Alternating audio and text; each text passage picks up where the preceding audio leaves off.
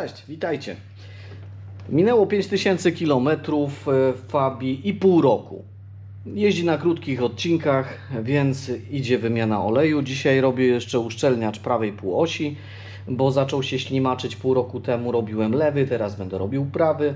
Tam będzie wymiana oleju w skrzyni biegów przy tej okazji. Pierwszy raz w Fabii wleję Teka. Nie dlatego, że silnik jest brudny, on jest wewnątrz bardzo czysty. Nie jestem tutaj zmartwiony w ogóle o kondycję czy o jakieś szlamy pod pokrywą głowicy. Chodzi o to, że gdyby czasem były zanagarowane pierścienie, gdyby gdzieś był nagar na pierścieniach, gdyby je próbowało łapać, to chcę, żeby je płukanka wypłukała. To jest jedyny cel, jaki mam. Samochód ma 51 600, jest po około 10 wymianach oleju spokojnie.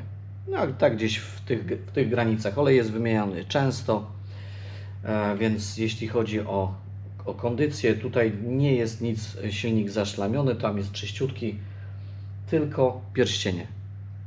Więc działam.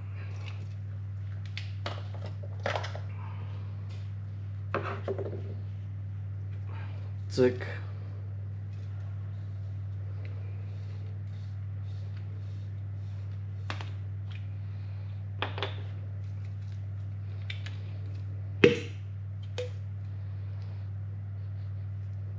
Specyficzny zapach takiej farby, nafty.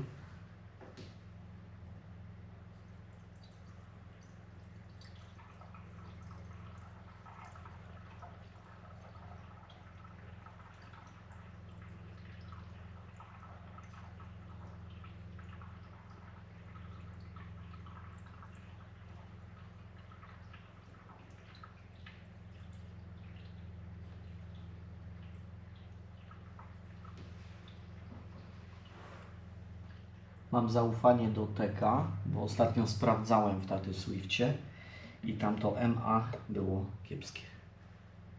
To znaczy nie zdało egzaminu i nie będę go tutaj,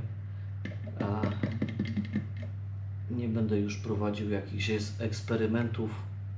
Miałem zakupionego wcześniej Teka do Fabii. A już więcej nie wycisnę, nie ma szans. Pusto. Palę maszynę. Myślę, że z 20 minut mu dam popracować. Może nawet nie potrzeba. 15-20 minut powiedzmy. Prawie sobie podniosę samochód. Zdejmę sobie tą nieszczęsną pokrywę, bo to jest najgorsza część.